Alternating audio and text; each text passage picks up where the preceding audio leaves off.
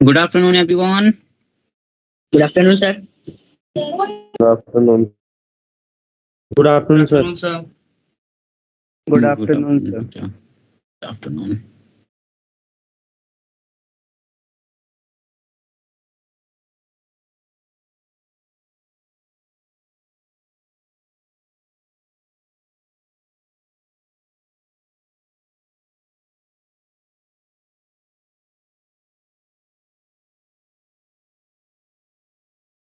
Last class हम लोगों ने एनामोरस प्रॉपर्टीज तक की थी ना।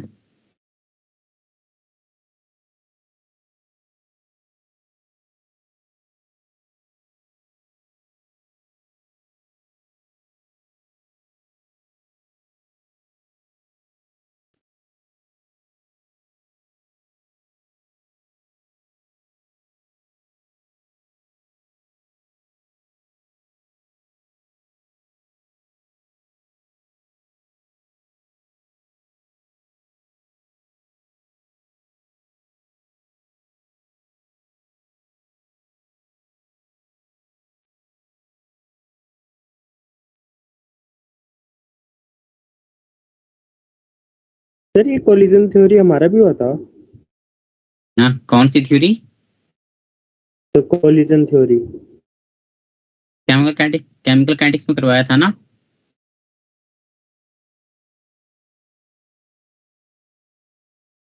यस सर हुआ था। काइनेटिक्स में करवाया था। हाँ काइनेटिक्स सर में हुआ करवाया था। हाँ सर एब्सेंट था मैं तो।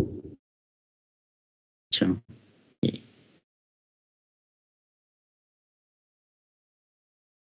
चलो ठीक है। तो बेटा एनामोरस प्रॉपर्टीज जो थी नाइट्रोजन की, it was due to reason number 1 small size, है ना। पहला रीजन हो जाएगा स्मॉल साइज, ठीक है। दूसरा रीजन हो जाएगा हाई इलेक्ट्रोनेगेटिविटी। नाइट्रोजन की इलेक्ट्रोनेगेटिविटी काफी ज्यादा होती है। आयोनाइजेशन इंथैल्पी काफी ज्यादा होती है। डी ऑर्बिटल्स नहीं होते हैं, है ना। Nitrogen does not have D orbitals, ठीक है ना। तो फर्स्ट एनामोरस प्रॉपर्टीज है यहाँ पे कि it has the unique ability to form p pi bond. यहाँ पे पी पाई कौन सा बनेगा? नाइट्रोजन है तो नाइट्रोजन का हाइब्रिडाइजेशन क्या होता है बेटा? नाइट्रोजन का हाइब्रिडाइजेशन कुछ ऐसा होता है ना। नाइट्रोजन का हाइब्रिडाइजेशन हो जाएगा 1s2 2h2 2p3। हाँ, तो 2p3 मतलब कि यहाँ पे 2p ऑर्बिटल जो है वो पाई बॉन्ड फॉर्मेशन में पार्टिसिपेट करेगा। तो nitrogen will form either 2p पाई और 3p पाई, सॉरी 2p पाई, है ना। दो टाइप के ये पाई बॉन्ड बना सकता है। Either it can make 2p पाई और 2p पाई 3p पाई, ठीक है ना। नाइट्रोजन का 2p ऑर्बिटल और अदर एलिमेंट का आइदर 2p और 3p, ठीक है ना। और नाइट्रोजन का अगर हम नाइट्रोजन के साथ ही पाई बॉन्ड बनाएंगे, जैसे N2 गैस में, N2 गैस का स्ट्रक्चर कैसा होता है? N ट्रिपल बॉन्ड N, मतलब एक सिग्मा बॉन्ड है, दो पाई बॉन्ड है। तो नाइट्रोजन नाइट्रोजन के बीच में यहाँ पे किस टाइप का ओवरलैपिंग होगा बेटा? लेटरल ओवरलैपिंग 2p पाई होगा, ठीक है। So because of this nitrogen has the unique ability to form 2p pi या p pi bond. Other element does not form pi bond with itself, है ना। केमिकल बॉन्डिंग में एक पॉइंट पढ़ा होगा तुमने कि 3p एंड 3p के बीच में लेटरल ओवरलैपिंग नहीं होती है। बहुत ही पुअर होती है तो होती ही नहीं है ना। अगर ओवरलैपिंग होता, इमेजिनरी भी होता तो काफी पुअर होता, है ना। सो यहाँ पे ओवरलैपिंग नहीं होती बेटा लेटरली। तो लेटरली अगर ओवरलैपिंग नहीं हो रहा है, दैट मीन्स क्या होगा कि पाई बॉन्ड वहां पे नहीं बनेगा। 3p एंड 3p के बीच में कहीं भी तुमको पाई बॉन्ड नहीं दिखेगा। 3p ले लो, 4p ले लो, 5p ले लो, 3p onwards pi bond will not be formed, ठीक है। तो ये हो जाएगा तुम्हारा पहला पॉइंट, नाइट्रोजन। रीजनिंग हाँ, overlapping overlapping extent. Three P थोड़ा दूर हो गए ना। ओवरलैपिंग भाई, जितना एटम जो है बड़े बड़े हैं, एटम बड़े बड़े हैं, तो एटम बड़े बड़े बेटा, तो उनके बीच में ओवरलैपिंग वैसे भी कम होगा अगर हेड ऑन ओवरलैपिंग होता है तो। और अगर लेटरल ओवरलैपिंग हुआ तो दो पी ऑर्बिटल जो एक दूसरे के पैरेलल में है, वो बहुत नजदीक में नहीं है, दूर में है, तो उनके बीच में ओवरलैपिंग की पॉसिबिलिटी बहुत कम रहेगी। Yes sir. ठीक है।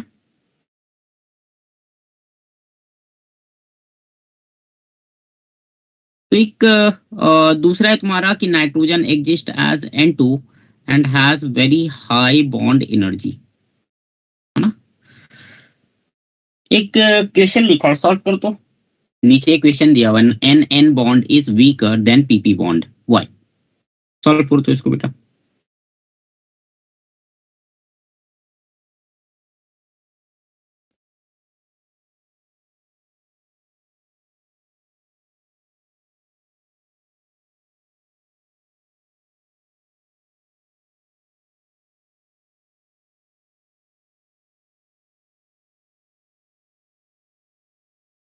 सिंगल बॉन्ड की बात कर रहा है ये, है ना। It is talking about single bond, है ना। It is talking about single bond.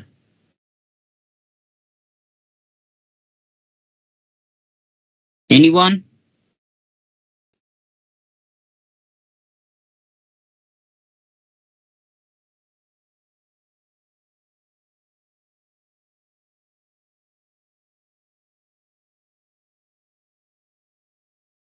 तो पी में डी ऑर्बिटल्स भी होते हैं, तो इस वजह से थोड़ा उसकी बॉन्डिंग अच्छी हो जाएगी। एन में ये एब्सेंट होते हैं। नहीं यार, बॉन्डिंग हो रहा है वो जिस ऑर्बिटल में हो रहा है वो तो है ही। ये बताओ, ओवरलैपिंग कौन सी अच्छी होती है? टू पी ओवरलैपिंग अच्छी होगी या थ्री पी ओवरलैपिंग अच्छी होगी? Head on overlapping. हाँ, टू पी होगी सर। टू पी होगी। ये तो मतलब भाई, एटम का साइज जितना छोटा होता है, एक्सटेंट ऑफ ओवरलैपिंग उतनी ज्यादा होती है। यस बॉन्डिंग में सर। पड़ा होगा ये, है ना। Less is the value of principal quantum number, greater is the extent of overlapping, है ना। तो नाइट्रोजन में टू पी ओवरलैपिंग है। फॉस्फोरस में थ्री पी ओवरलैपिंग है। तो कायदे से पीपी बॉन्ड को वीकर होना चाहिए था एनएन बॉन्ड से, बट होता उल्टा है ना। एनएन बॉन्ड जो है, it is weaker than P P bond. तो उसका एक सिंगल रीजन होगा कि नाइट्रोजन पे लोन पेयर होता है ना। बिकॉज नाइट्रोजन का साइज बहुत छोटा है, तो बहुत ही नजदीक है। दो नाइट्रोजन आइटम जो हैं, they are very near by to each other. तो दोनों नाइट्रोजन पे बेटा जो लोन पेयर है, उसके बीच में अच्छा खासा रिपल्सन होता है। Because of that repulsion, N N bond becomes weaker. ठीक है।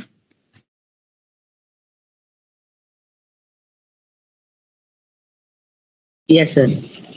है ना, due to their small size.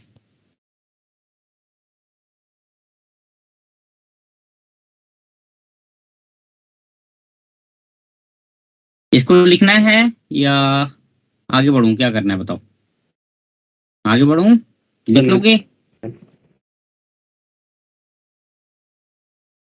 क्या बोल रहा है, बोल। लिखना है सर। लिखना है लिखना सर। है, चलो ठीक है, लिख।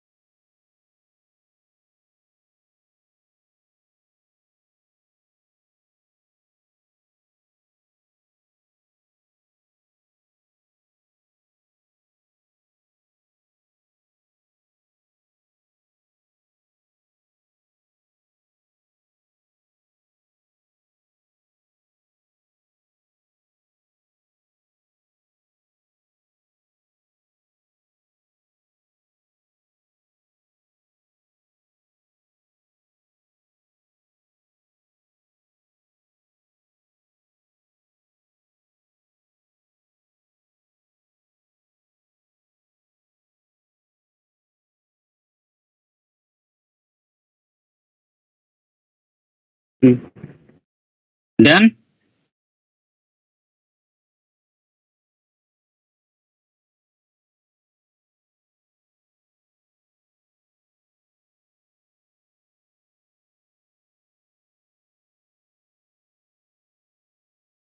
Done sir. चलो ठीक है बेटा, अब आते हैं इसके केमिकल रिएक्शन पे, है ना। अब आते हैं इसके केमिकल रिएक्शन में। तो देखो, कॉमन वैलेंसी ग्रुप 15 की होती है 3, है ना। कॉमन वैलेंसी क्या होती है भाई? 3 होती है ग्रुप 15 एलिमेंट की, है ना। हाइड्रोजन की वैलेंसी कितनी होती है? 1, है ना। तो भाई एलिमेंट ई है, इसकी वैलेंसी है 3, हाइड्रोजन की वैलेंसी है 1, है ना। क्या करते हैं? क्रिस क्रॉस मेथड लगाते हैं ना, क्रिस क्रॉस मेथड। तो ये यस सर। इधर भेज दो और ये वाला इधर भेज दो, यही करोगे ना। तो बेटा यहाँ पे जब हम एलिमेंट ई को H2 के साथ रिएक्ट करवाते हैं, है ना, एलिमेंट ई को जब H2 गैस के साथ रिएक्ट करवाते हैं, वी गेट EH3, ठीक है, वी गेट EH3, है ना। अब यहाँ पे EH3 क्या क्या हो सकता है? It can be ammonia, PH3, ASH3, SbH3, मतलब जितने भी एलिमेंट है उसके कॉरस्पॉन्डिंग हाइड्राइड लिख दो, है ना। EH3 को हम लोग बोलते हैं hydride of the element. Hydride of nitrogen ammonia है, हाइड्राइड ऑफ फास्फोरस PH3 है, phosphine. Hydride of arsenic ASH3, ठीक है। अब देखो, बॉन्ड स्ट्रेंथ की बात करें, है ना। केमिकल बॉन्डिंग देखो, अब तुम्हारे हर जगह पे मिलेगा, थोड़ा बहुत केमिकल बॉन्डिंग मिलेगा हर जगह। बॉन्ड स्ट्रेंथ की बात करें बेटा, तो हम लोगों को ये पता है कि जितना छोटा एटम होता है वहां पे ओवरलैपिंग अच्छी होती है। ओवरलैपिंग अच्छी होगी तो बॉन्ड की स्ट्रेंथ अच्छी होती है ना। जितना बड़ा साइज होगा एटम का, वहां पे ओवरलैपिंग कम होती है। ओवरलैपिंग अगर कम होगी तो बॉन्ड स्ट्रेंथ कम पड़ जाएगा। क्लियर है? Yes sir. तो based upon this information, NH bond जो है ना, NH bond will be strongest one, उसके बाद फिर PH, ASH, SBH और लास्ट में आ जाएगा बेटा BiH। मतलब बिस्मथ एंड हाइड्रोजन के बीच का बॉन्ड सबसे वीक होगा। तो अब ये बताओ, अगर मैं रिड्यूसिंग नेचर की बात करूं, पॉइंट नंबर 2, है ना। If I talk about reducing nature, reducing nature में क्या चाहिए? हाइड्रोजन चाहिए। हाइड्रोजन सबसे आसानी से कहाँ मिलेगा? जहां पे बॉन्ड वीक होगा, है ना, जहां पे बॉन्ड वीक होगा, ठीक है। तो BiH3 will be the strongest reducing agent, है ना। BiH3 बेटा सबसे स्ट्रॉन्ग रिड्यूसिंग एजेंट होगा, है ना। और फिर जैसे जैसे तुम ग्रुप में ऊपर की तरफ जाओगे, बिस्मथ से एंटीमनी गए, फिर arsenic, then phosphorus, then nitrogen, तो नीचे से ऊपर जाओगे तो रिड्यूसिंग नेचर जो है वो डिक्रीज करेगा। और you can also say that कि ऊपर से नीचे आओगे तो रिड्यूसिंग नेचर विल इंक्रीज, ठीक है ना। बेसिक स्ट्रेंथ की बात करूं तो बेटा तुमने ये हर जगह सुना होगा कि ammonia is a base. Ammonia पे बेस्ड बहुत सारे क्वेश्चंस किए हैं हम लोगों ने, है ना। स्टोइकियोमेट्री में किया हुआ है, आयोनिक इक्विलिब्रियम में किया हुआ है। इसकी केबी की वैल्यू कितनी होती है? अमोनिया की केबी की वैल्यू होती है बेटा ये 4.8 इंटू 10⁻⁻5, है ना। वीक बेस होता है ये। तो PH3, ASH3, SbH3, BiH3, इनका हम एज ए बेस हम लोगों ने नहीं सुना है ना। एज ए बेस हम लोगों ने इसके बारे में नहीं सुना है।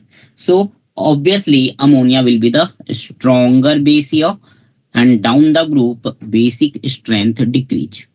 अब क्वेश्चन ये है कि इसका रीजन क्या दे सकते हो तुम, ना। क्वेश्चन ये है कि इसका रीजन क्या दे सकते हो तुम, है ना। चलो एक बात बताओ तो मुझे, ये मान लो नाइट्रोजन है, ठीक है। नाइट्रोजन पे बेटा 2 लोन पेयर की इलेक्ट्रॉन डेंसिटी है, और फास्फोरस थोड़ा सा बड़ा हो गया, ये फास्फोरस है, इस पे भी 2 इलेक्ट्रॉन की इलेक्ट्रॉन डेंसिटी है ना। तो इलेक्ट्रॉन डेंसिटी बेटर कहाँ पे होगी? नाइट्रोजन पे या फास्फोरस पे? नाइट्रोजन। नाइट्रोजन पे। डेंसिटी क्या होता है बेटा? इलेक्ट्रॉन चार्ज और डिवाइड बाय वॉल्यूम, है ना। तो चार्ज दोनों में सेम है, दो दो इलेक्ट्रॉन का। वॉल्यूम किसका कम है? नाइट्रोजन का। नाइट्रोजन का वॉल्यूम कम है, मतलब charge density will be higher for nitrogen. तो चार्ज डेंसिटी अगर ज्यादा है तो it will be more basic. आ रही बात समझ में? Yes, sir. ठीक है, it Yes, will be sir. More basic, it will be more basic. ठीक है, so nitrogen is more willing to donate electron pair as compared to phosphorus. So again down the group basic strength decrease, है ना।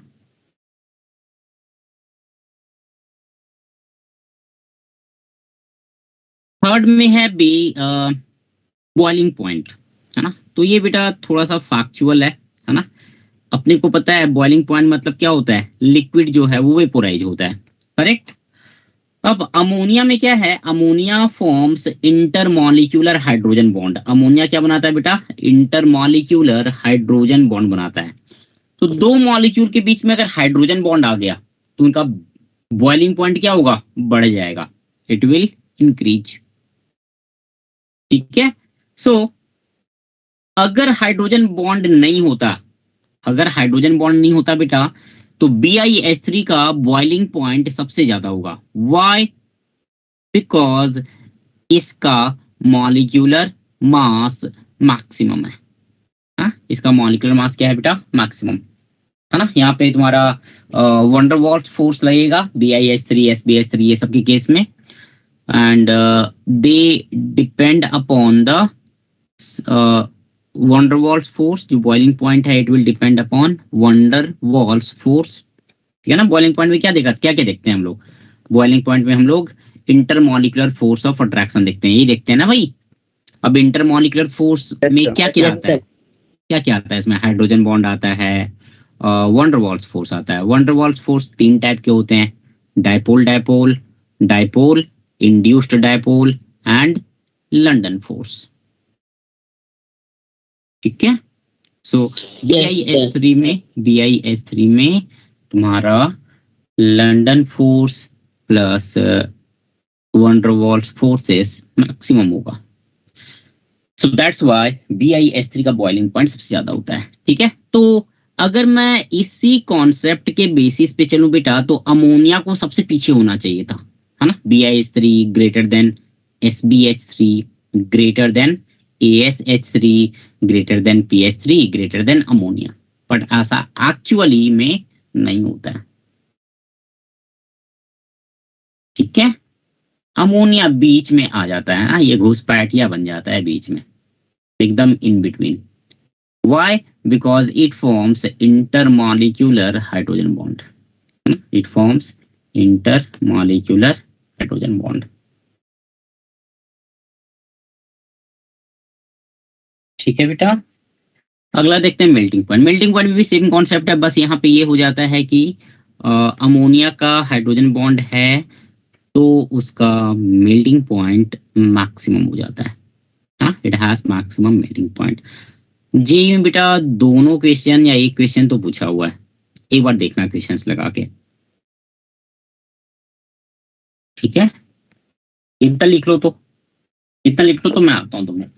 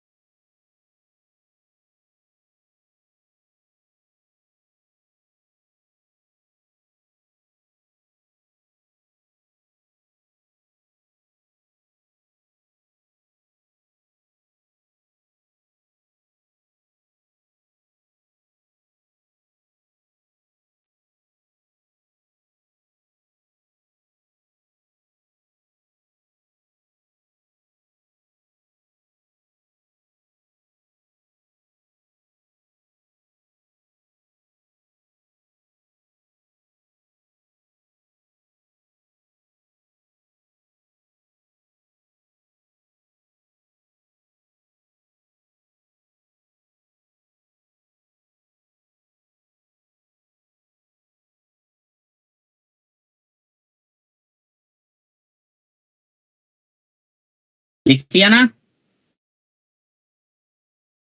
Yes yes sir. Sir.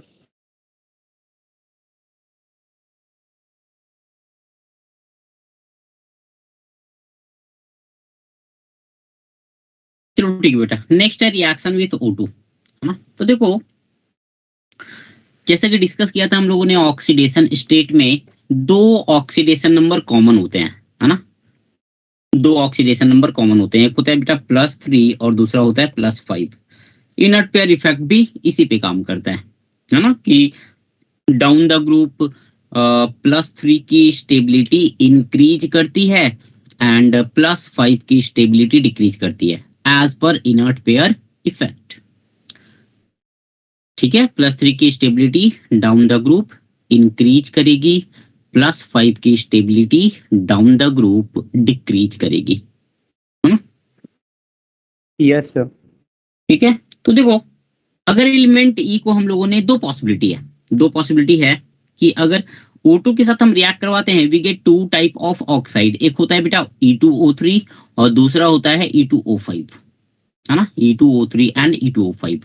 ठीक है, अब तुमने देखा होगा, यहाँ पे एक देखा होगा तुमने बेटा P4O6 और दूसरा कंपाउंड अगर सुना होगा P4O10। ये दो कंपाउंड होते हैं, ये काफी फेमस कंपाउंड है फॉस्फोरस, ऑक्साइड्स ऑफ फॉस्फोरस के। तो P4O6 जो है, it is the dimer of P2O3। P2O3 को मिला दो तो तुमको P4O6 मिल जाएगा। And P4O10 it is a dimer of P2O5। ये किसका डाइमर है भाई? P2O5 का।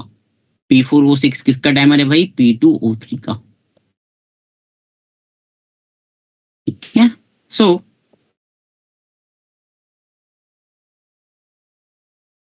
रिएक्शन पे आते हैं, है ना? Let's come to the reaction.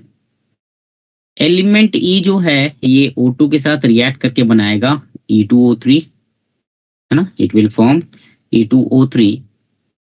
Oxidation state यहाँ पे ई का है +3। ठीक है, एंड सेकेंड पॉसिबिलिटी है कि ये O2 के साथ कंबाइन करके E2O5 बनाएगा। यहाँ पे ऑक्सीडेशन स्टेट हो जाएगा +5, है ना? अब ये तुमको पता होगा बेटा कि मेटल्स जो हैं generally they form basic oxide, and non metal के जो ऑक्साइड होते हैं they are acidic in nature. Metals के oxide basic, yes sir. Non metal के एसिडिक, ये पता होगा तुमको। ठीक, पहली चीज।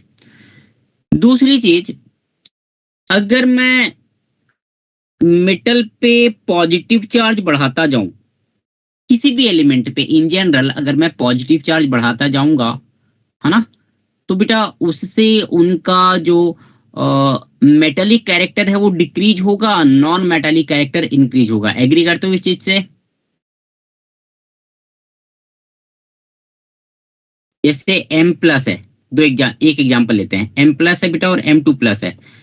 मेटल की टेंडेंसी क्या होती है? इलेक्ट्रॉन को लूज करने की, right? Yes sir. Electron lose करने की टेंडेंसी ज्यादा किसकी होगी? M+ की या M2+ की? In general M+। M+ की टेंडेंसी ज्यादा होगी, एक ही पॉजिटिव चार्ज है ना यार भाई। किसी Yes, भी sir. एलिमेंट से तुम इलेक्ट्रॉन अगर निकालोगे, तुमको एनर्जी प्रोवाइड करनी पड़ेगी, है ना? M2+ के लिए एनर्जी ज्यादा लगेगी compare to M+। Why? Because M+ का इफेक्टिव न्यूक्लियर चार्ज कम है, M2+ का इफेक्टिव न्यूक्लियर चार्ज ज्यादा है। ठीक है ना? So we can say that कि M2+ will have less metallic character than M+। तो बेटा मेटालिक कैरेक्टर कम हो गया तो उनके ऑक्साइड का एसिडिक स्ट्रेंथ ज्यादा हो जाता है ना? मेटालिक कैरेक्टर कम हो गया मतलब नॉन मेटालिक कैरेक्टर बढ़ा। नॉन मेटालिक कैरेक्टर बढ़ा, that means their oxide will be more acidic, है ना? तो इसी का एक यहाँ पे हम लोगों ने एसिडिक नेचर का दिया हुआ है कि E2O5 is more acidic than E2O3. Why? Because of higher oxidation state of E in E2O5, यहाँ पे +5 होता है, E2O3 में +3 होता है, ठीक है। And this acidic strength it decrease down the group for a given type of oxide, है ना। जैसे मैं बात करूं यहाँ पे N2O3 and P2O3, तो they are acidic in nature. AH2O3 and Sb2O3, they are amphoteric in nature. And Bi2O3, they are basic in nature. ये important है, हाँ, this is the important point, ठीक है। नेक्स्ट में बेटा reaction with halogen, again same possibility, है ना। Reaction with halogen, halogen की बेटा वैलेंसी कितनी होती है 1, जनरली हैलोजन की वैलेंसी कितनी होती है 1, और ई की वैलेंसी कितनी है, 2 पॉसिबिलिटी है, या तो 3 या फिर 5। तो एक तरफ ई ले लो, एक तरफ एक्स ले लो, इसकी वैलेंसी 3 और इसकी वैलेंसी 1, एक क्रीज क्रॉस कर दो, ये ऐसा हो जाएगा, you will gate EX3। Similarly तुमको EX5 भी मिलेगा।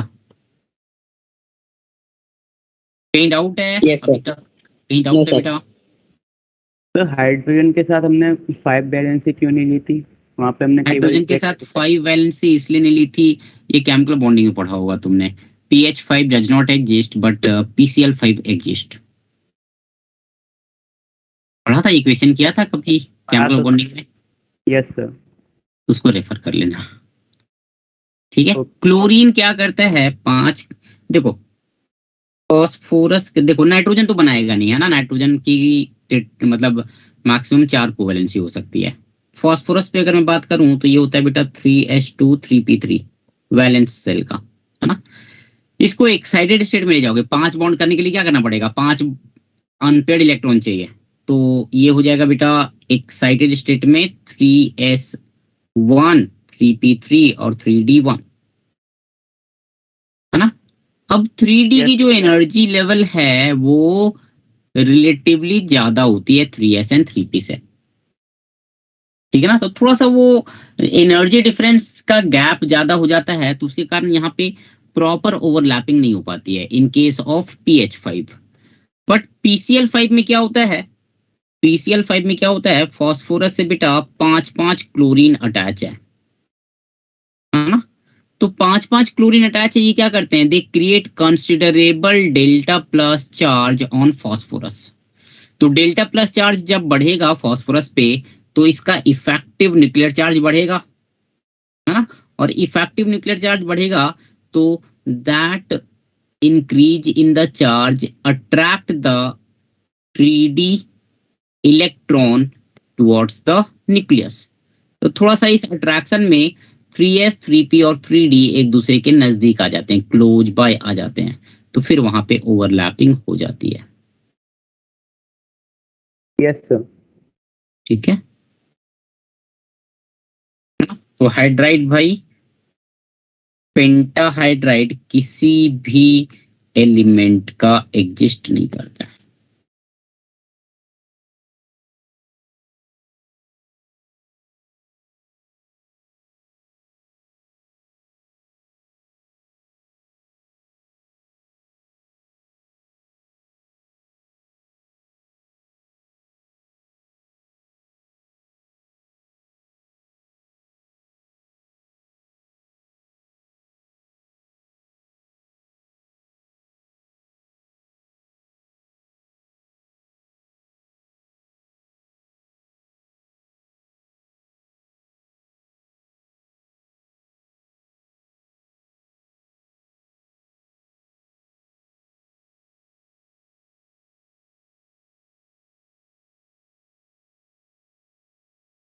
ये हो गया, लिख लिया। Yes, sir. Yes sir. Yes बाकी वो समझ में आ रहा है, तनिष्ठा आ रहा है समझ में, पलक, Yes, sir.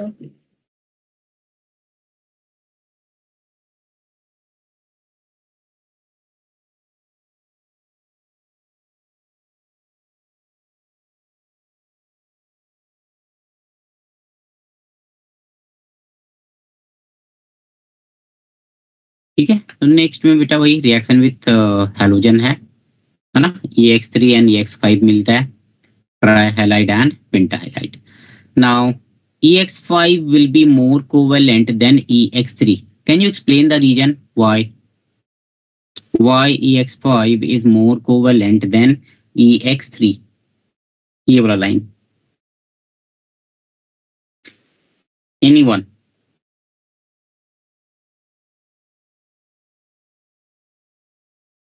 फजांस रूल याद है? Do you remember Fajans rule?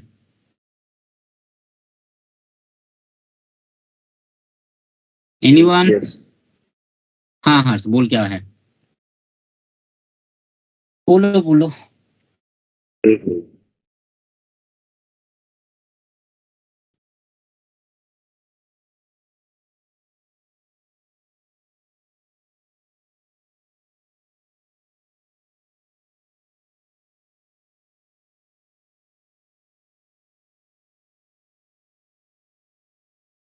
Sir मैं बोलूं?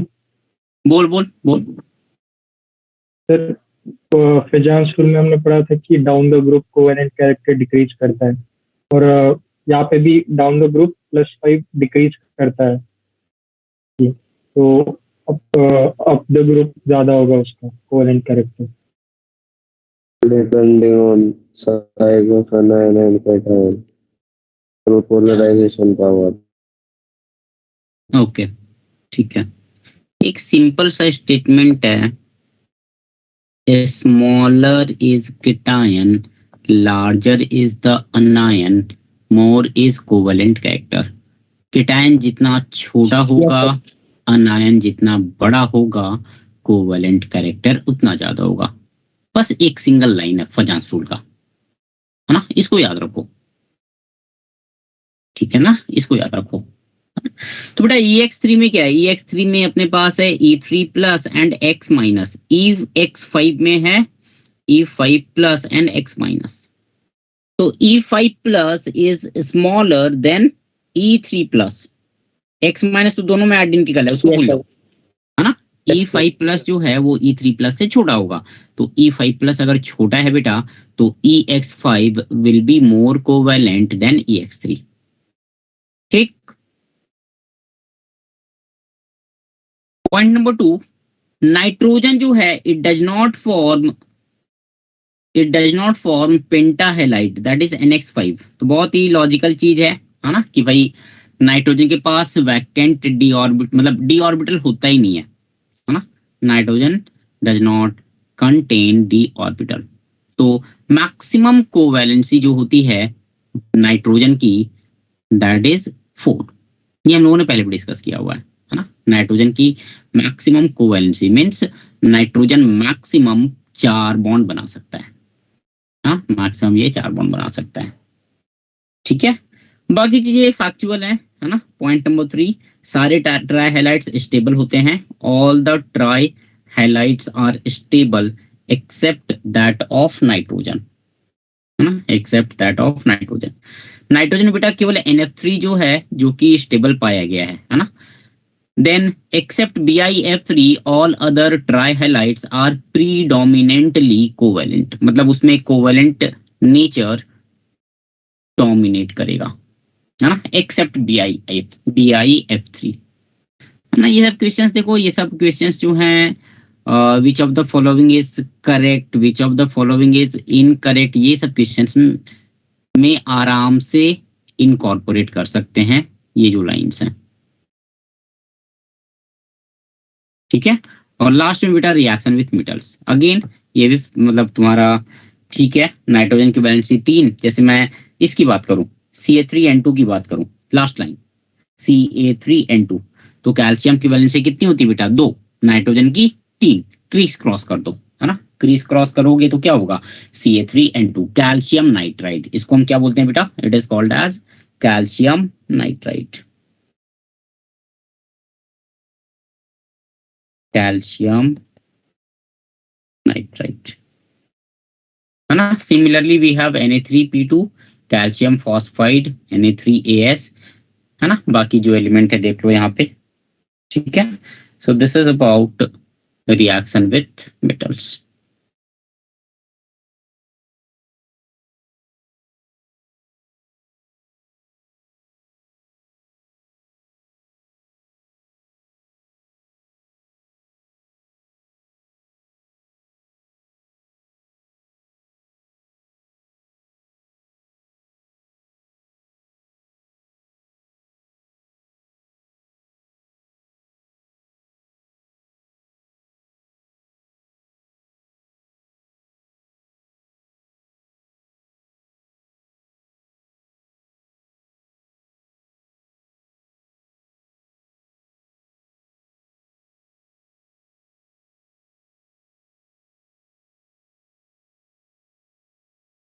सर ये all trihydrides sir stable except of nitrogen, sir इसका रीजन क्या था?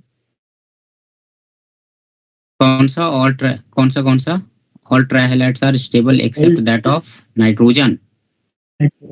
यस इसमें तुम ये बोल सकते हो कि नाइट्रोजन पे लोन पेयर है और इस पे 3x जो हैं ये कुछ ऐसे हैं। ये इसका स्ट्रक्चर कैसा होता है बेटा, ये ट्राइगोनल पिरामिडल होता है, याद है ना, ट्राइगोनल पिरामिडल है ना। ट्राइगोनल पिरामिडल में बेटा ये 3 बॉन्ड ऐसे होंगे, है ना, ये 3 बॉन्ड है, 3 एटम है, ये कुछ ऐसे होंगे और ऊपर में एक लोन पेयर होगा, राइट। अब यहाँ पे x की जगह पे अगर मैंने फ्लोरीन रखा, है ना, x की जगह पे अगर मैंने फ्लोरीन रखा तो बेटा फ्लोरीन की साइज बहुत ज्यादा नहीं होती है, फ्लोरीन का साइज बहुत ज्यादा नहीं होता है, तो उनके बीच में रिपल्सन कम होगा, पहली चीज। दूसरी चीज, नाइट्रोजन एंड फ्लोरीन के बीच में ओवरलैपिंग जो होगी वो अच्छी होगी, ठीक होगी, है ना, टुपी टुपी ओवरलैपिंग होगा। अगर मैं यहाँ पे क्लोरीन, ब्रोमीन या आयोडीन लेता हूँ, NCl3 फिर भी मतलब उसके कंपाउंड तुमको NCl3 तुमको दिख जाएगा, है ना, NCl3 भी एग्जिस्ट करता है, but NBr3 and Ni3 does not exist. NBr3 Ni3 exist ही नहीं करता है। व्हाई? बिकॉज NBr3 के केस में बेटा बड़े बड़े ब्रोमीन लगा दो 3 ऐसे, तो उनके बीच में रिपल्सन काफी ज्यादा होगा, ठीक है ना। सिमिलरली आयोडीन, वहां पे भी रिपल्सन काफी ज्यादा होगा, है ना। एक हैलोजन पे 3 लोन पेयर है, ठीक है ना। रिपल्सन ज्यादा इसलिए बेटा बिकॉज यहाँ पे नाइट्रोजन का छोटा साइज क्या है, छोटा है, तो इट इज लाइक कि भाई एक स्मॉल, तूने कौन सा बॉल बोलूं मैं, क्रिकेट बॉल जो होता है ना, क्रिकेट बॉल या कॉस्को बॉल जो होता है, कॉस्को बॉल को नाइट्रोजन मान लो और बाकी जो ब्रोमीन को मान लो एक फुटबॉल है, तो एक कॉस्को बॉल में तुमने 3 फुटबॉल फिक्स कर दिए, तो फिक्स करने में डिफिकल्टी आएगी ना। यस सर है ना, स्टेरिक हिंड्रेंस होगा, क्राउडिंग होगी, स्टेरिक रिपल्सन होगा, ठीक है ना। प्लस भाई छोटा और बड़े के बीच में जो ओवरलैपिंग होगी बहुत ही कम होगी, है ना। तो इसीलिए यहाँ पे मतलब ये मिला जुला के इतना रीजन तुम बोल सकते हो। क्लियर है?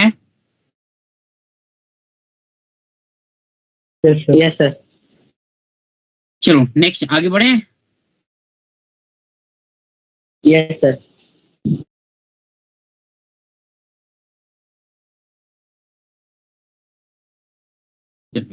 अब थोड़ा मजा आएगा, है ना। अब हाइब्रिडाइजेशन वगैरह आएगा, ज्योमेट्री आएगी, है ना, कंपाउंड्स हैं, ठीक है। देखो कंपाउंड्स की अगर हम बात करें बेटा तो अपने को नाइट्रोजन के कंपाउंड्स पढ़ने हैं एंड फास्फोरस के पढ़ने हैं। नाइट्रोजन में nitric acid, N2 gas, ammonia and oxides of nitrogen. Phosphorus में P4 के एलोट्रॉप्स हैं, P4O6, P4O10 है। ऑक्सी एसिड्स ऑफ फास्फोरस है जैसे H3PO4, H3PO3, H3PO2, है ना, PCl3, PCl5 है। इतने सारे कंपाउंड्स हम लोगों को फास्फोरस के पढ़ने हैं, ठीक है ना। So let's have a look at nitric acid, let's have a look at nitric acid, ठीक है। तो उसमें जाने से पहले बेटा मैं थोड़ा सा एक बार हाइब्रिडाइजेशन वाला चेक कर लेते हैं, फंडा क्या है ना। मान लो कि x जो है ना, ये जो बॉक्स बना हुआ उस पर ध्यान देना, लेफ्ट साइड ये वाला, ठीक है। x जो है it is the steric number. Steric number क्या होता है भाई, number of sigma bond plus number of lone pair, ठीक है, number of sigma bond plus number of lone pair. तो बेटा अगर ये स्टेरिक नंबर 2 रहा तो हाइब्रिडेशन होगा sp3 sp2, अगर 4 है sp3, 5 है sp3d एंड 6 है तो sp3d2, ठीक है। तो नाइट्रिक एसिड का स्ट्रक्चर अगर हम देखें तो ये कुछ यहाँ पे ऐसा होता है ना। If you look at the structure of nitric acid बेटा, ये नाइट्रोजन से OH एक अटैच है, नाइट्रोजन से डबल बॉन्ड O है और एक कोऑर्डिनेट बॉन्ड O है।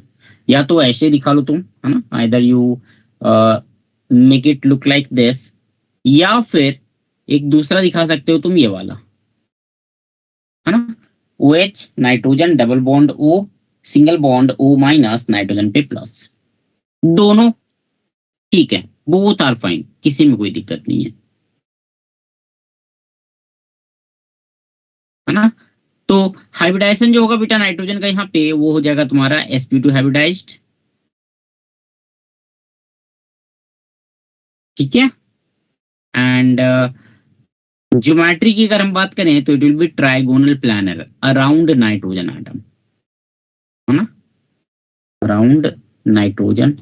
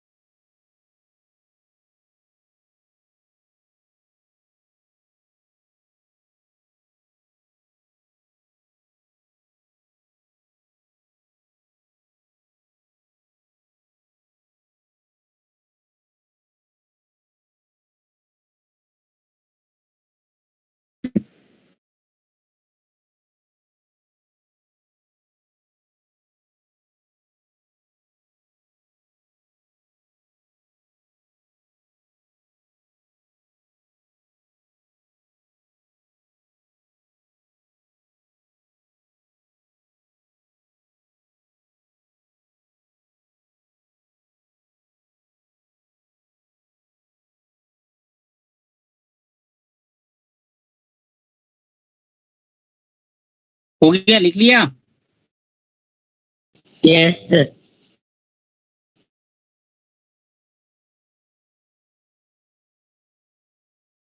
चलो नाइट्रिक एसिड वाला बाकी है। ओके,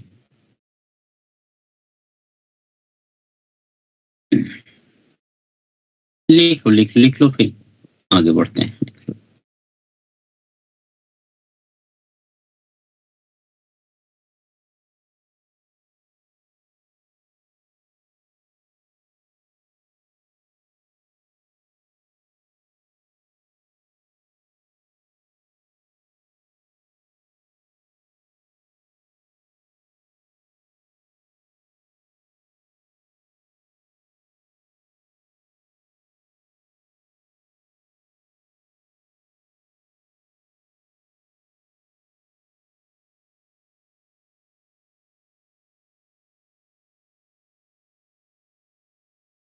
डन से डन।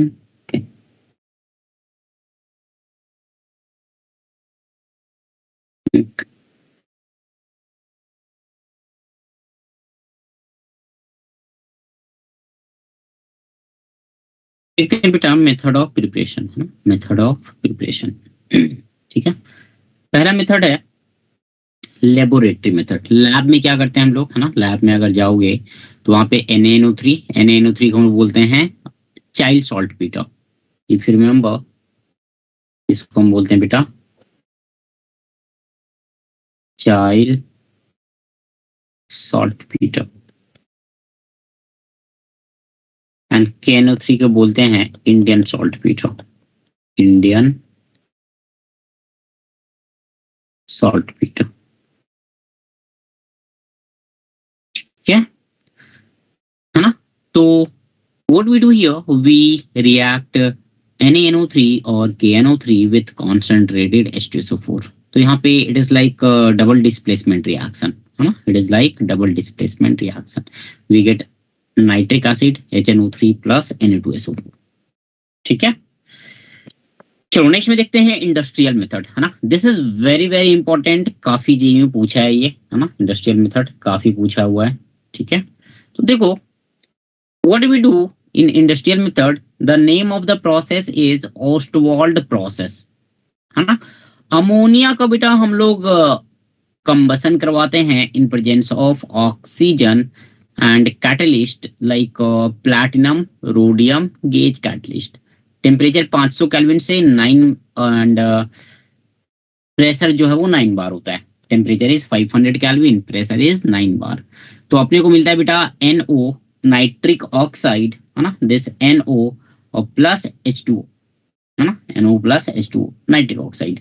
नाइट्रिक ऑक्साइड का फर्दर ऑक्सीडेशन करेगा in presence of O2, we get NO2 gas.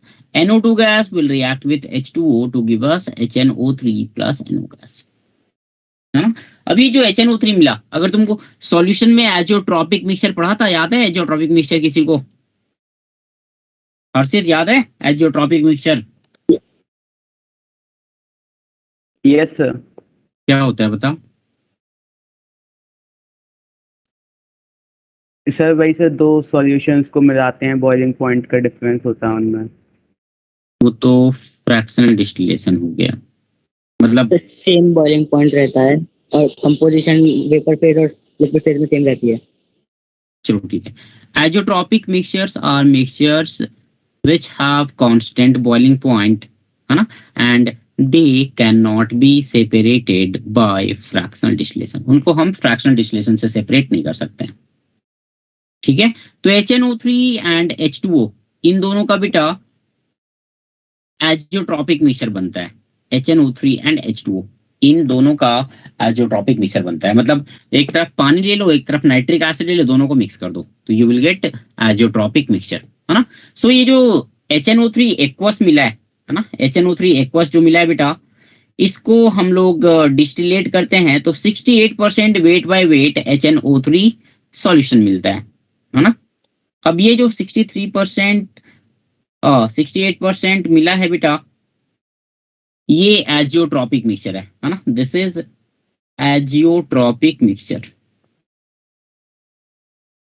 Azeotropic mixture, है ना।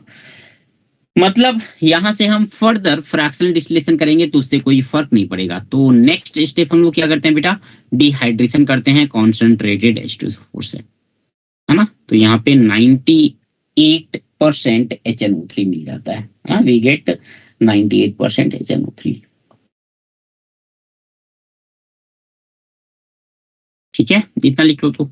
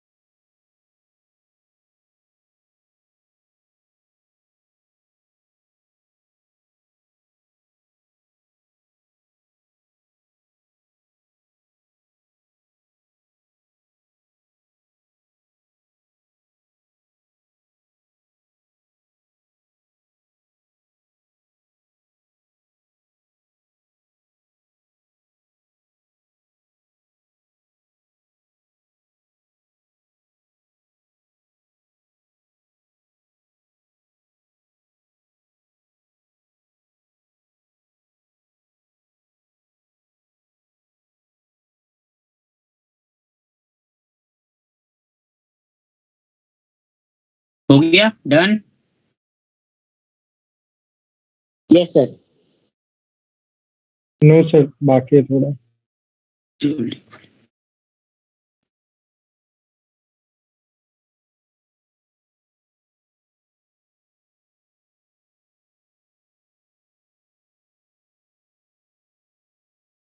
तुम लोग UT17 को ही है ना?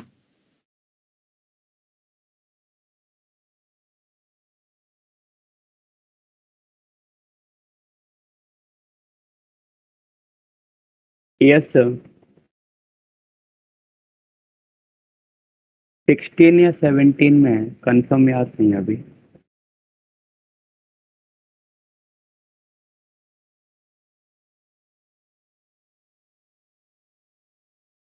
तुम लोग का नाइट्रोजन फैमिली तो हो जाएगा, ऑक्सीजन फैमिली भी करवा दूंगा, हैलोजन तक निपटाने की कोशिश करता हूं मैं तब तक, है ना। एक हो सकता है तुम्हारा नोबल गैस वाला बच जाए।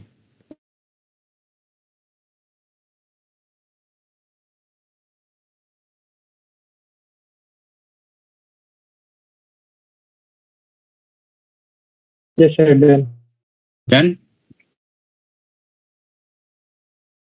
चलो बेटा नेक्स्ट में केमिकल प्रॉपर्टीज है ना। केमिकल प्रॉपर्टी देखो HNO3 का तुमने ऑर्गेनिक केमिस्ट्री में भी देखेंगे, पहले भी थोड़ा बहुत पढ़ा होगा तुमने कि HNO3 नाइट्रिक एसिड एक स्ट्रॉन्ग ऑक्सीडाइजिंग एजेंट होता है, एक स्ट्रॉन्ग एसिड होता ही है, उसके साथ साथ एक स्ट्रॉन्ग ऑक्सीडाइजिंग एजेंट होता है। ऐसा क्यों होता है भाई? बिकॉज नाइट्रोजन को जो यहाँ पे ऑक्सीडेशन नंबर है वो क्या है बेटा? +5, हाईएस्ट ऑक्सीडेशन नंबर। तो भाई HNO3 यहाँ पे रिड्यूस हो सकता है, it can not be oxidise further, maximum oxidation state पे पहुंच गया है ये, है ना। So it behaves as a strong oxidizing agent because in this compound nitrogen has +5 oxidation number, oxidation state। ठीक है। सो जो प्रोडक्ट होगा बेटा ऑक्सीडेशन का, है ना, oxidation of metals by HNO3, it depends upon temperature, concentration and nature of the metal, है ना, concentration, temperature and nature of the metal. ठीक है। तो HNO3 का सॉल्यूशन है, तीन पॉसिबिलिटी यहाँ पे लेके चलते हैं। एक होता है कॉन्सेंट्रेटेड सॉल्यूशन, दूसरा होता है dilute solution, and third one is very very dilute solution. Very dilute, very very नहीं बोलूंगा, वेरी डाइल्यूट सॉल्यूशन, है ना। So let's have a look at reaction with non metals. तो देखो एक कॉमन रिएक्शन है तुम्हारा कि HNO3 को जब हम ब्रेक करेंगे, HNO3 को जब हम हीट करेंगे बेटा, है ना, या जब भी इसका ऑक्सीडाइजिंग नेचर ये शो करेगा किसी भी केमिकल रिएक्शन में, तो it convert into H2O plus NO2 plus O, है ना, नाइट्रोजन डाइऑक्साइड गैस मिलता है यहाँ पे, ध्यान रखियो। ठीक है, नाइट्रोजन डाइऑक्साइड गैस मिलता है ना, ये कॉमन फीचर है इसका। अब जैसे मैं कार्बन की बात करूं, देखो ध्यान देना, कार्बन की अगर मैं बात करूं बेटा, है ना, कार्बन की अगर मैं बात करूं तो कॉन्सेंट्रेटेड HNO3 ब्रेक हुआ H2O plus NO2 plus O, है ना, H2O plus NO2 plus O क्या बोलते हैं हम लोग? नैसेंट ऑक्सीजन। नैसेंट मतलब क्या हुआ? जिसका नया नया जन्म हुआ है, अभी तुरंत मतलब जन्म ही लिया हो जिसने, है ना। तो during the course of reaction only nascent oxygen is created or produced, है ना, during the course of reaction only nascent oxygen is produced। ठीक है। So with carbon 2 concentrated HNO3 it gives H2O plus NO2 plus O। ये जो nascent oxygen है ये carbon के साथ कंबाइन करके क्या बना लेगा बेटा? CO2 gas.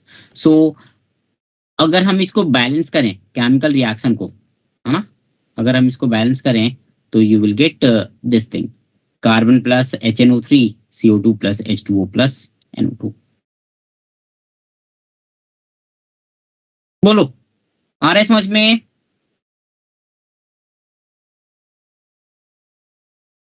ठीक है, ये ध्यान रखना, HNO3 अगर कॉन्सेंट्रेटेड है, HNO3 अगर कॉन्सेंट्रेटेड है बेटा, तो ये NO2 गैस देगा, है ना, it gives NO2 gas.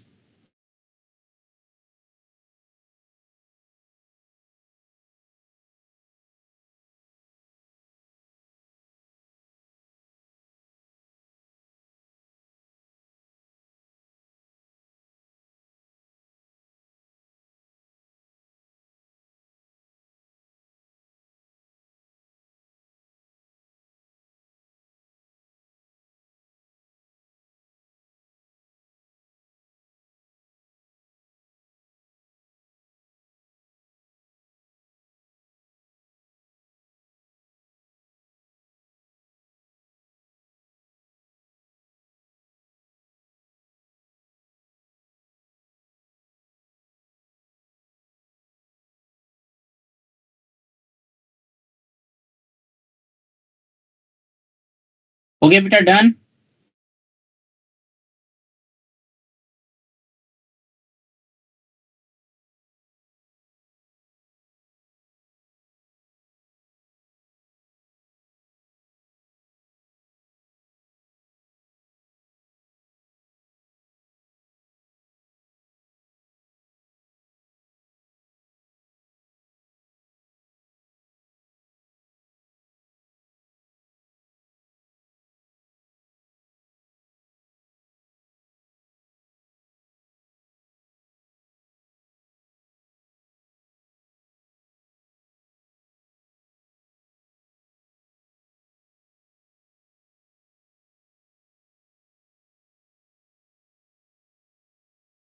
Done sir.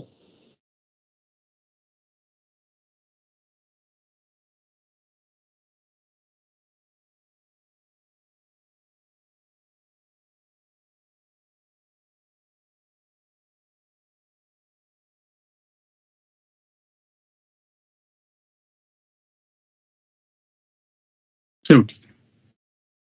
दूसरा रिएक्शन बेटा बोरोन के साथ है ना। तो बोरोन के साथ HNO3 गिव्स B2O3। बोरोन को अगर ऑक्सीडाइज करो क्या मिलेगा? B2O3 +3 वाला ऑक्सीडेशन स्टेट है ना। बोरोन का यहाँ पे ऑक्सीडेशन नंबर क्या है? +3। ठीक है, तो B2O3 plus H2O plus NO2. B2O3 will combine with H2O to give us H3BO3 orthoboric acid plus NO2 plus H2O. ठीक है, सो ओवरऑल रिएक्शन क्या हो जाएगा बेटा? Overall reaction will be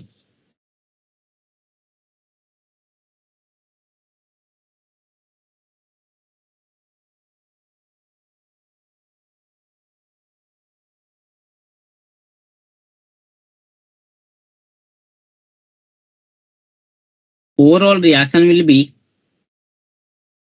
boron plus HNO3 concentrated.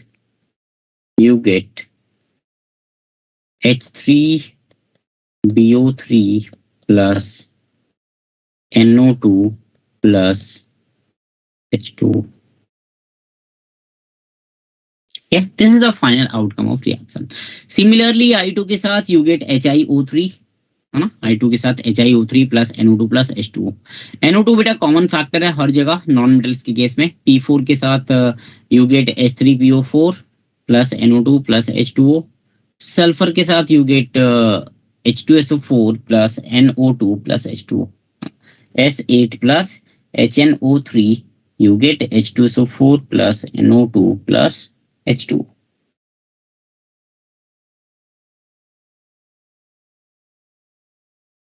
ठीक है ना। तो गैस बेटा सब में कॉमन है ना। गैस सब में कॉमन है NO2 गैस। किसी भी नॉन मेटल को पकड़ लो तुमको NO2 गैस मिलना ही मिलना है। पानी मिलना ही मिलना है। बस तुम्हारा जो एक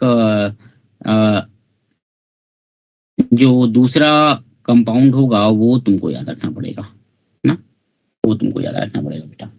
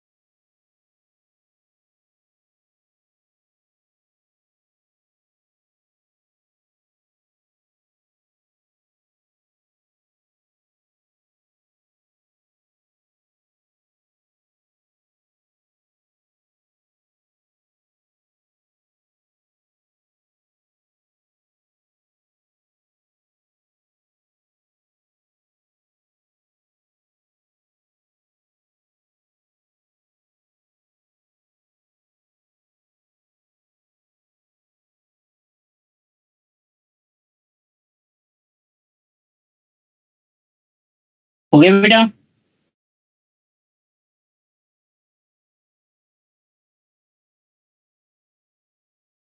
यस सर। डन। चलो नेक्स्ट में देखते हैं। एक चार्ट टाइप का है ना।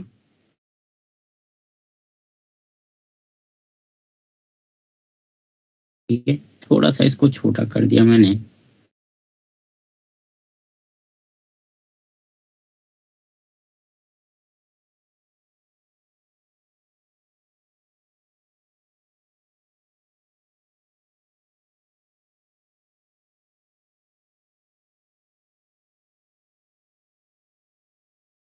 देखो विथ मेटल्स है ना। देखो बेटा ध्यान देना, मेटल के साथ अगर कॉन्सेंट्रेटेड HNO3 का यूज करते हैं वी गेट NO2 गैस, और अगर डाइल्यूट HNO3 का यूज करते हैं तो वी गेट NO गैस। ठीक है, एक तो ये ध्यान रखेंगे है ना, चीजों को आसान रखता है ये। ठीक, along with that we also get of course water मिलेगा ही मिलेगा। along with that you will also get nascent oxygen which is responsible for oxidation of metals. तो देखो HNO3 की बेटा तीन पॉसिबिलिटी है. एक डाइल्यूट HNO3 है लेफ्ट साइड में, डाइल्यूट HNO3. दूसरा है very dilute HNO3 right side में, और नीचे में है कॉन्सेंट्रेटेड HNO3, है ना, नीचे में है कॉन्सेंट्रेटेड HNO3.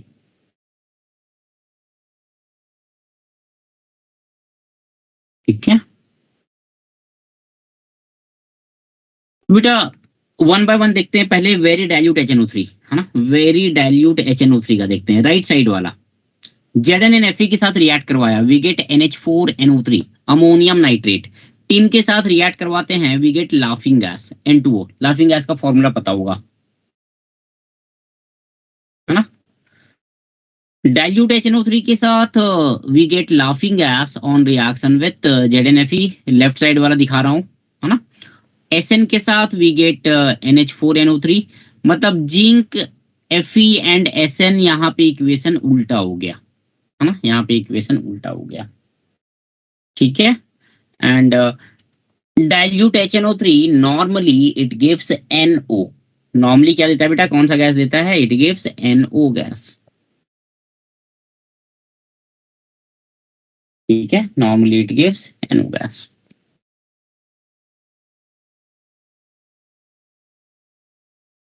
ठीक है, एक बार याद कर लो तो इसको, एक बार याद कर लो तो इसको, ऑल ऑफ यू एक बार याद कर लो तो बेटा इसको.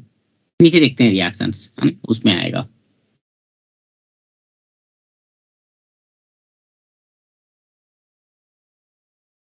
लिख लो पहले.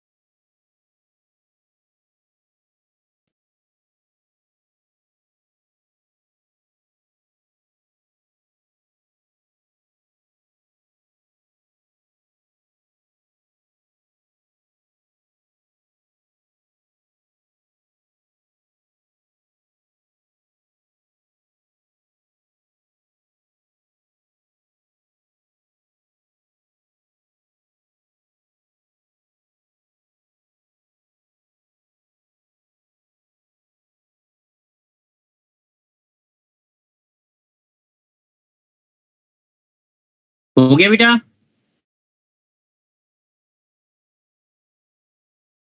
Yes sir. हो जाए ना तो बोल दिया कर.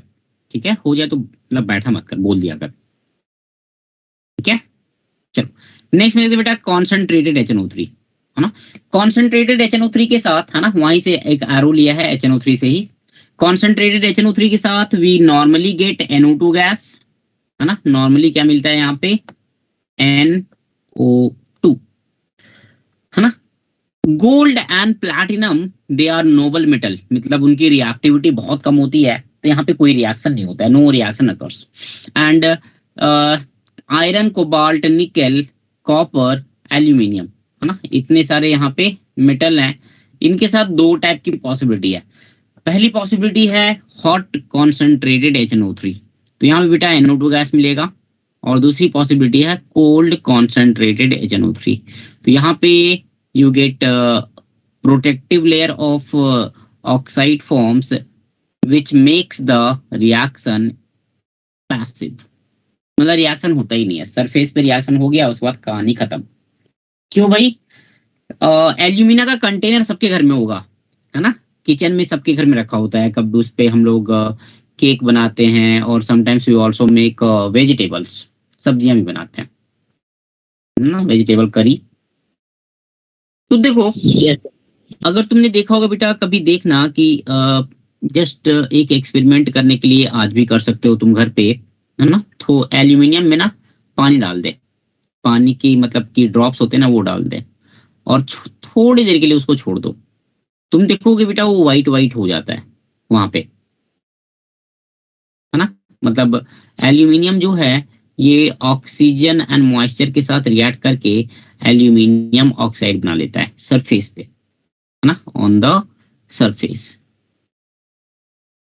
ठीक है, तो प्रोटेक्टिव लेयर का यहाँ पे क्या मतलब हुआ कि जब हम कोल्ड कॉन्सेंट्रेटेड HNO3 को एल्यूमिनियम से रिएक्ट करवाएं या क्रोमियम या निकल या कोबाल्ट या आयरन, इनमें से किसी के साथ भी तुम रिएक्ट करवाओगे ना, तो भाई सरफेस वाले जो मेटल हैं they react with them and is converted into oxide. Iron का तुम्हारा Fe3O4 बन जाता है, एल्यूमिनियम का Al2O3 बन जाता है, क्रोमियम का Cr2O3 बन जाता है, लाइक दैट, है ना। अभी जो प्रोटेक्टिव लेयर बनती है ये HNO3 को अंदर घुसने ही नहीं देता है ना। ये जो प्रोटेक्टिव लेयर बनती है ना, ये HNO3 को अंदर घुसने नहीं देता है। तो एक बार सरफेस पे रिएक्शन हो जाएगी उसके बाद कहानी खत्म। ठीक है, ये डायग्राम बना लो तो इतना, है ना, ये डायग्राम बना लो तो फिर इंडिविजुअल रिएक्शंस पे आते हैं।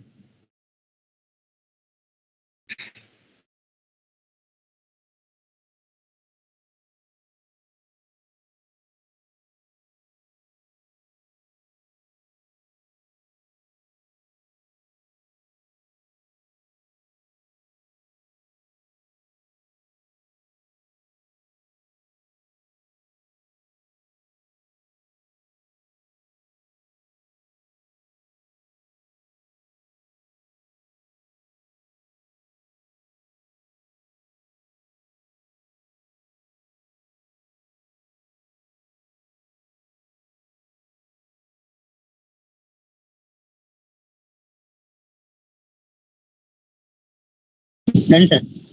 Done, okay. चलो अब देखो, वेरी डाइल्यूट HNO3 क्या मिला था। वेरी डाइल्यूट HNO3 के साथ बेटा जो डाइल्यूट और उसमें ये था ना, चलो ठीक है। Manganese and magnesium they have negative reduction potential, they have negative reduction potential, है ना। हाइड्रोजन का रिडक्शन पोटेंशियल जीरो लेते हैं, स्टैंडर्ड वाला हाइड्रोजन का जीरो लेते हैं। हाइड्रोजन के राइट साइड में जो जाता है सिल्वर, कॉपर, मर्क्यूरी, प्लैटिनम, इन सब के रिडक्शन पोटेंशियल पॉजिटिव होते हैं, और हाइड्रोजन के लेफ्ट साइड वाले जो है बेटा उनका रिडक्शन पोटेंशियल नेगेटिव होता है। सो वेरी डाइल्यूट HNO3 के साथ manganese and magnesium they form corresponding nitrate. Nitrate बेटा सब में बनेगा, जहां पे भी HNO3 आया नाइट्रेट बनाना ही बनाना है, उसमें कोई इफ एंड बट नहीं है। क्वेश्चन है इसकी बाकी प्रोडक्ट क्या बनते हैं।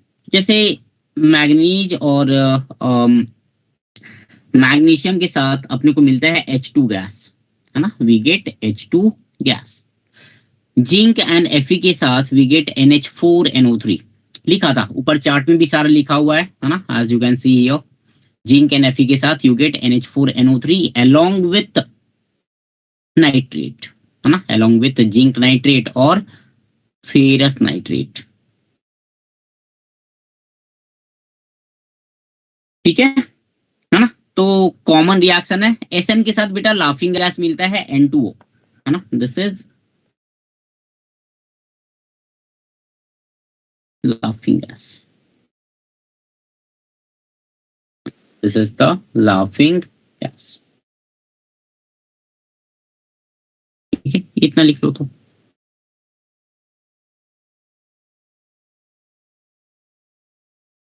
वेरी डाइल्यूट HNO3 वाला लिखना, है ना, very dilute HNO3।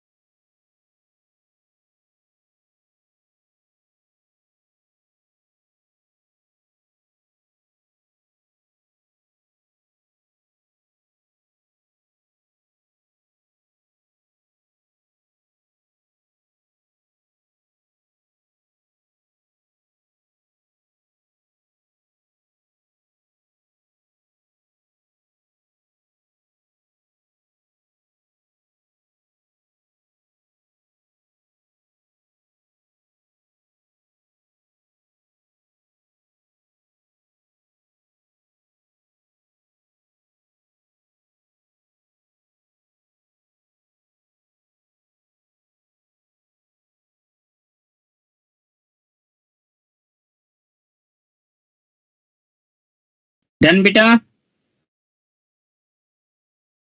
Yes sir.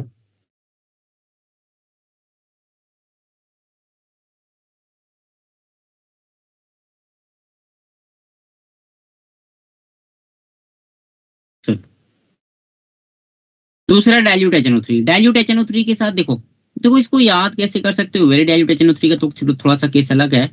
Dilute HNO3 में NO गैस मिलता है, नाइट्रोजन मोनोऑक्साइड। एक नाइट्रोजन से एक ऑक्सीजन अटैच है। कॉन्सेंट्रेटेड HNO3 में NO2 है, एक नाइट्रोजन से दो ऑक्सीजन अटैच है, जनरली, है ना, जनरली। तो डाइल्यूट HNO3 में देखो,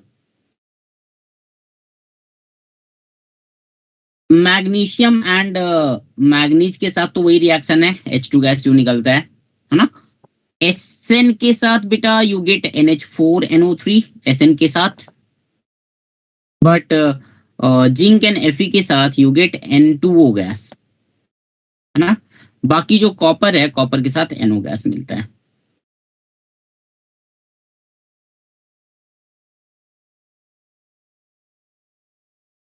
ठीक है।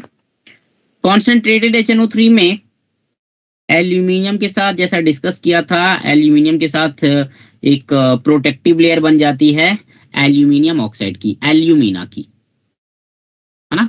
कॉपर के साथ कॉन्सेंट्रेटेड HNO3 लास्ट रिएक्शन, ठीक है ना, इस पेज में कॉपर के साथ concentrated HNO3 it gives CuNO3 whole twice plus NO2 plus H2O।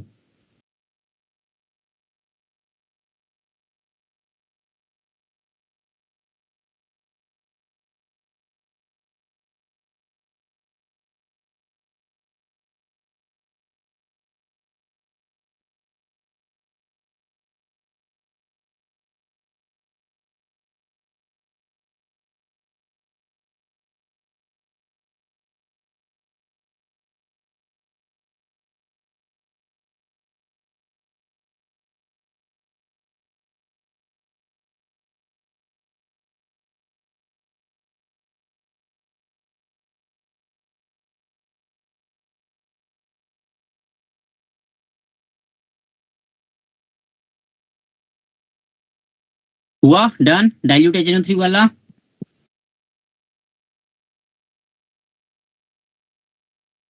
Yes sir, dilute हो गया। डाइल्यूट वाला हो गया।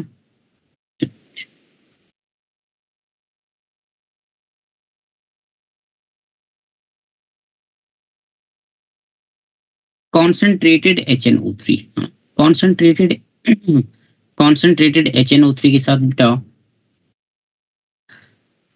एल्यूमिनियम का देख चुके, कॉपर का देख चुके, NO2 मिलता है। जिंक के साथ भी you get zinc nitrate plus NO2। Sodium के साथ you gate NaNO3 plus H2। Sodium वाला अल्दो तुम छोड़ना चाहो तो छोड़ सकते हो, हाँ, सोडियम वाला रहने दो, जरूरत नहीं है इसकी।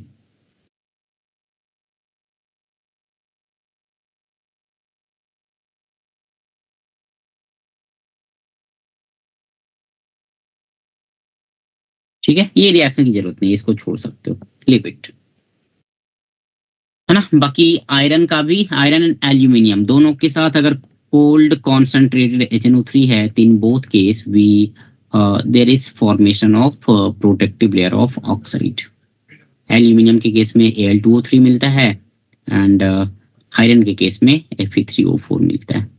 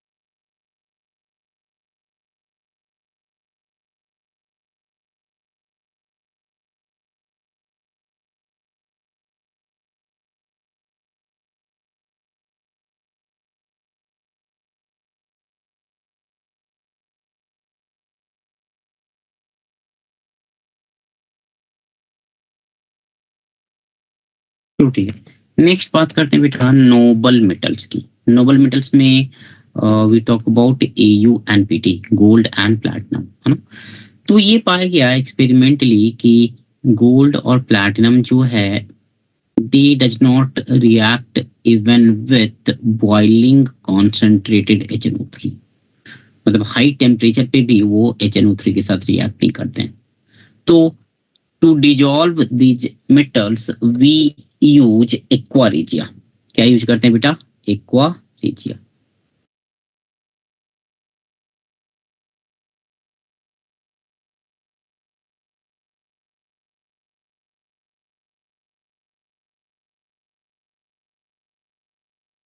ठीक है, we use aqua regia. Aqua regia के बारे में जी मेंस और एडवांस दोनों में पूछा हुआ ये है। Aqua regia is a mixture of 3 parts of HCl and 1 part of HNO3 by volume. मतलब अगर HNO3 तुमने 10 ml लिया है तो HCl हम लोग 30 ml लेंगे। ठीक है, रिएक्शन क्या होती है बेटा? पहला रिएक्शन होता है, फर्स्ट रिएक्शन इज कि HCl HNO3 के साथ रिएक्ट करके बनाता है NOCl, है ना, NOCl प्लस H2O प्लस ये जो nascent क्लोरीन है ना, this is responsible for the oxidation of gold and platinum, है ना। सेकेंड रिएक्शन में देखो, गोल्ड है, इसने nascent क्लोरीन के साथ रिएक्ट किया, वी गेट AuCl3। AuCl3 फिर HCl के साथ रिएक्ट करके बनाता है HAuCl4 and PT react with 4Cl, है ना, nascent chlorine to give us PtCl4 which again combine two equivalent of HCl to produce H2PtCl6। ठीक है, तो ये हो गया reaction of noble metals with gold and platinum.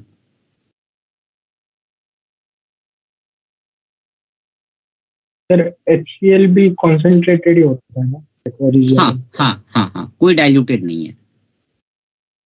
HNO3 भी concentrated है, HCl भी कॉन्सेंट्रेटेड है ना, जो मार्केट में अवेलेबल है बॉटल वाइज।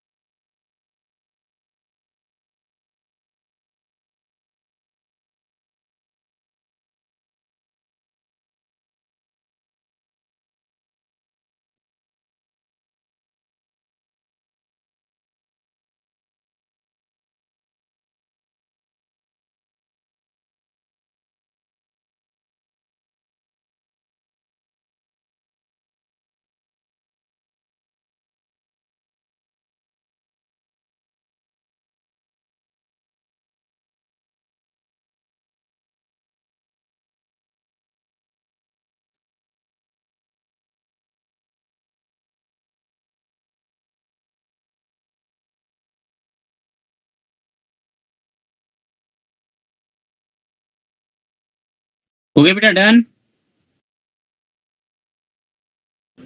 Yes sir. एक नेक्स्ट हम लोग देखते हैं ब्राउन रिंग टेस्ट, है ना, ब्राउन रिंग टेस्ट। ठीक है, ये ब्राउन रिंग टेस्ट तुम लोगों ने लैब में किया है क्या किसी ने? Anyone? Yes sir. Yes sir. किया था ना, आया था, मतलब रिंग टाइप बना था, ब्राउन रिंग यस सर, बना था। किया था ना। चलो ठीक है, बड़ा सेंसिटिव रिएक्शन है ये, है ना, मतलब थोड़ा सा बहुत माइन्यूट डिटेल्स इसके देखने पड़ते हैं, है ना, बहुत केयरफुली इस एक्सपेरिमेंट को करना पड़ता है, तब जाके ब्राउन रिंग बनती है ना। तो इसमें क्या करते हैं हम लोग, व्हाट वी डू हियर, भाई इसमें हम लोग first thing It is a chemical test to detect the presence of NO3 minus nitrate ion in the sample. ठीक है, nitrate ion in the sample, है ना। प्रोसीजर क्या होता है बेटा, हम लोग नाइट्रेट सैंपल का सॉल्यूशन लेते हैं, उसमें FeSO4 फेरस सल्फेट का एक्वा सॉल्यूशन ऐड करते हैं, एक हम लोगों को मिक्सचर मिल गया। ठीक है, उस टेस्ट ट्यूब में हम लोग जैसे ये टेस्ट ट्यूब है मान लो ये वाला, तो इसमें बेटा मतलब ये जो साइड है ना, बहुत ही स्लोली धीरे धीरे धीरे धीरे हम लोग H2SO4 along the side of the tube add करते जाते हैं। ठीक है, तो ये जो कॉन्सेंट्रेटेड H2SO4 है, ये बेटा इसकी डेंसिटी एक्वा सॉल्यूशन से ज्यादा होती है, तो ये क्या करता है, धीरे धीरे नीचे चलता जाता है ना। तो नीचे में कॉन्सेंट्रेटेड H2SO4 का एक लेयर रहेगा, ऊपर में एक्वस सॉल्यूशन का लेयर रहेगा, और थोड़ी देर के बाद एक ब्राउन रिंग, है ना, एक लेयर तुम्हारा नीचे कॉन्सेंट्रेटेड H2SO4 का है, ऊपर वाला लेयर जो है वो एक्वस सॉल्यूशन का है। इन दोनों लेयर के जंक्शन पे एक ब्राउन कलर का रिंग बनता है, that's why it is called as brown ring test. ठीक है, Yes, sir. यहाँ पे concentrated H2SO4 forms a layer below aqueous solution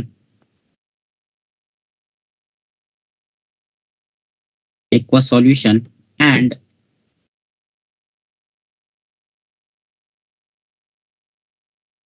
a brown ring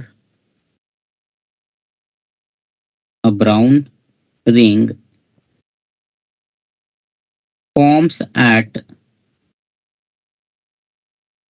junction of two layer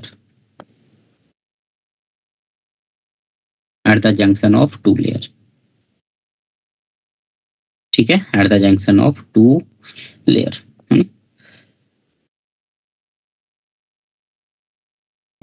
reaction क्या होती है यहाँ पे, what is the reaction here, तो we have NO3 minus plus Fe2 plus, इसको थोड़ा सा बैलेंस करोगे तो 3Fe2 plus plus H plus, we get here NO plus Fe3 plus plus H2O, 2H2O हो जाएगा, 3Fe3 प्लस हो जाएगा। ठीक है, अभी जो NO मिला है ना, ये जो NO मिला बेटा, इट रिएक्ट विथ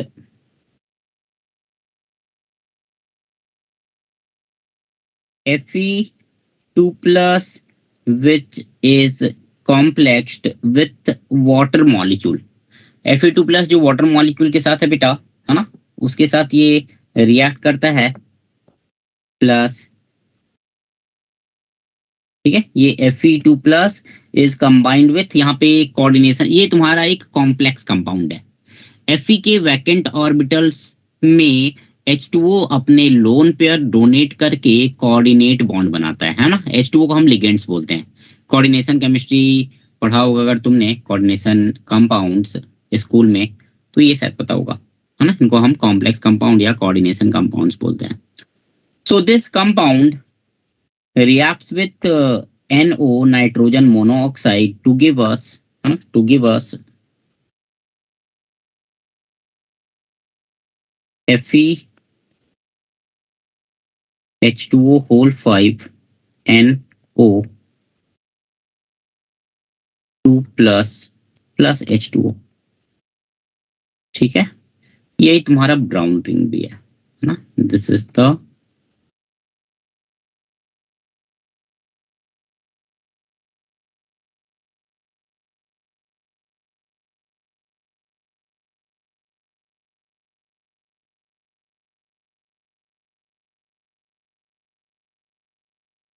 ये है, दिस इज द ब्राउन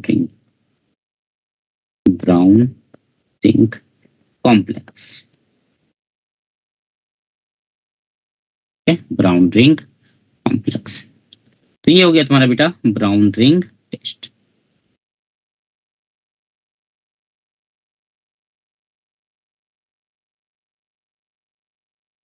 ठीक है,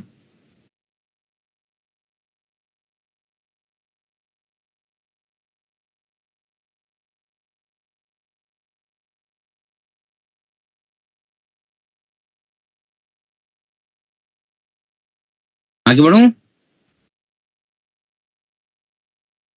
यस सर। Yes sir. बड़े छोटे छोटे सवाल हैं, है ना, कुछ क्वेश्चंस करते हैं। ठीक है, काफी थ्योरी थ्योरी हो गया है। Let's do some problems. Question है एक कि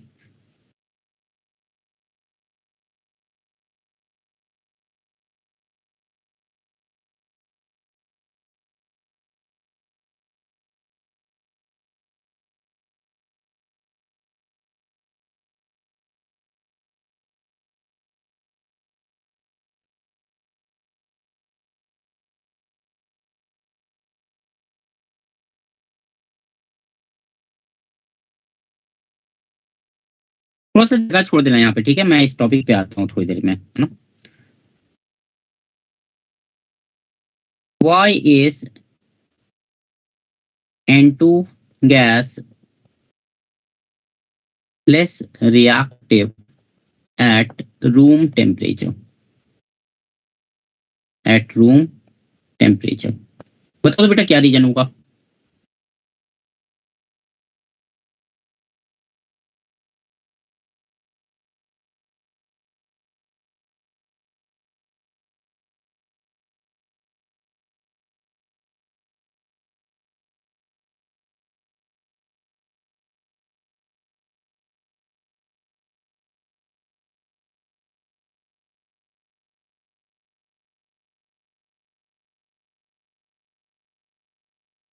एनीवन? बहुत सिंपल क्वेश्चन है यार। थोड़ा सा बॉन्डिंग के बारे में सोचो ना, नाइट्रोजन नाइट्रोजन के बीच में कौन सा बॉन्ड होता है उसके बारे में सोचो। सर ट्रिपल बॉन्ड होता है। ट्रिपल बॉन्ड होता है ना। डिस्कस किया था हम लोगों ने कि भाई ट्रिपल बॉन्ड होता है बेटा तो बॉन्ड एनर्जी काफी हाई होती है ना। N2 has very high bond energy. It has very high bond energy. कितना होता है भाई? 941 किलो जूल पर मोल, very high, hence less reactive, hence less reactive at room temperature, है ना। तुमको भाई टेम्परेचर ज्यादा करना पड़ेगा तभी जाके ये चीज होगी। ठीक है, hence less reactive at room temperature। ठीक है, टेम्परेचर आप ज्यादा करोगे तो yes of course you will get the energy to break the bond, तो फिर रिएक्शन पॉसिबल है। बट रूम टेम्परेचर पे ऑलमोस्ट इन आउट होता है, ये ऑलमोस्ट नॉन रिएक्टिव होता है।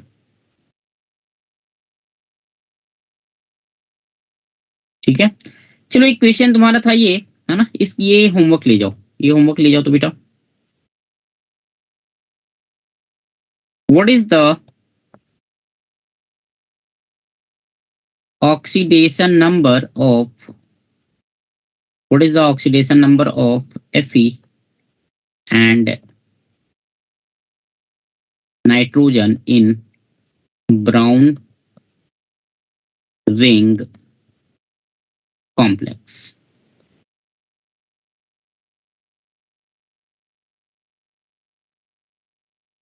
ठीक है, ये देखना तो एक थोड़ा सा इसको सर्च करो तो तुम लोग।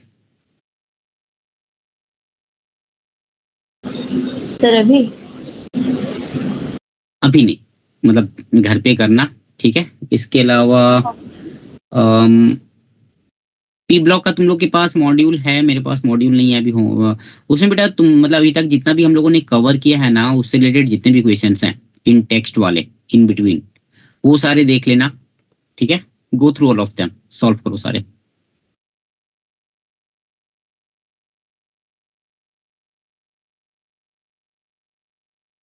ठीक है, चलो आज इतना ही रखते हैं, फिर हम बाकी नेक्स्ट क्लास में कंटिन्यू करते हैं।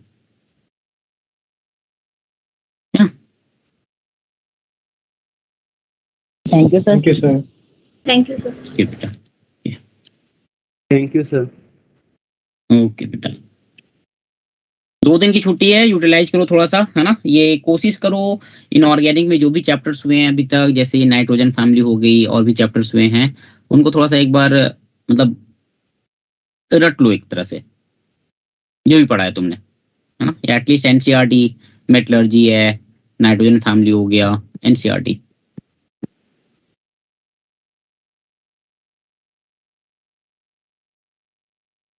ठीक है, चलो then, take care, good night, bye bye, मिलते हैं फिर मंडे को।